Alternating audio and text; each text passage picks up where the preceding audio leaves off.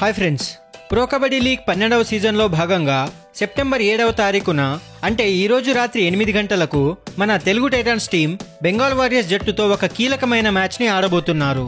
ఈ రెండు టీమ్స్కి ఈ మ్యాచ్ చాలా ఇంపార్టెంట్గా భావించాలి. అయితే ఈ సీజన్లో ఇది తెలుగు టైటాన్స్కి 4వ మ్యాచ్ కాగా అదే బెంగాల్ వారియర్స్కి ఇది ఈ సీజన్లో 3వ మ్యాచ్ మాత్రమే.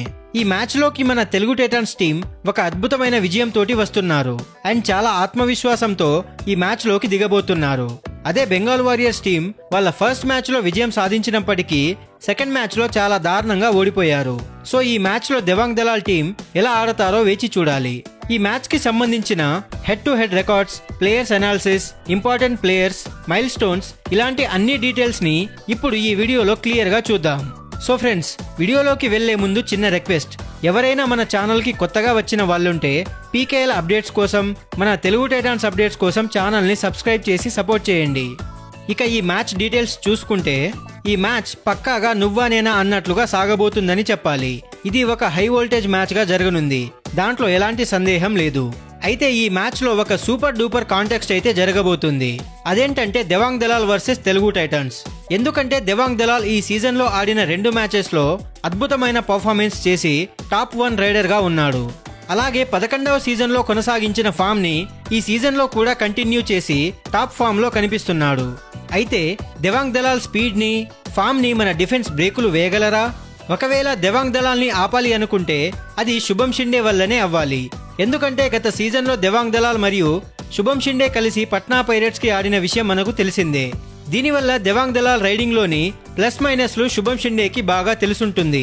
ఇది మనకు అడ్వాంటేజ్గా చెప్పవచ్చు. సో ఫ్రెండ్స్, ఒకవేళ ఈ మ్యాచ్లో తెలుగు టైటాన్స్ గెలవాలి అనుకుంటే దెవాంగ్ దలాల్ రైడింగ్కి ఎలాగైనా అడ్డుకట్ట వేయాల్సిందే. అలా వేయగలిగితే తెలుగు టైటాన్స్ ఈజీగా ఈ మ్యాచ్ని విన్ అవ్వచ్చు.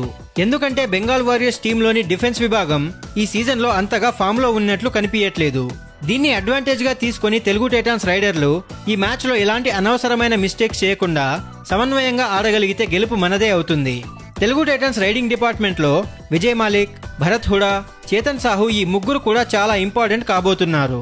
ఎందుకంటే ఈ ముగ్గురు ప్లేయర్స్ గత మ్యాచ్లో తెలుగు టైటాన్స్ విజయంలో కీలక పాత్ర పోషించారు. ఈ ముగ్గురు ప్లేయర్స్లో ముఖ్యంగా చూసుకుంటే భరత్ హుడాని చాలా ఇంపార్టెంట్గా పరిగణించవచ్చు.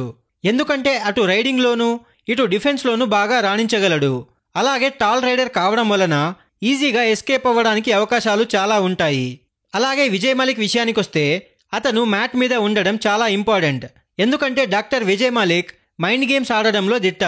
అలాగా టీంని మిస్టేక్స్ చేయకుండా కంట్రోల్ చేసి మ్యాచ్ గెలిచేలా చేస్తాడు.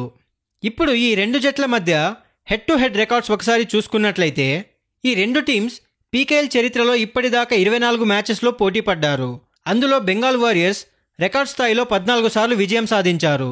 అదే మన తెలుగు టైటాన్స్ టీం కేవలం 5 సార్లు మాత్రమే విజయం సాధించారు. 5 మ్యాచ్లు టైగా ముగిశాయి.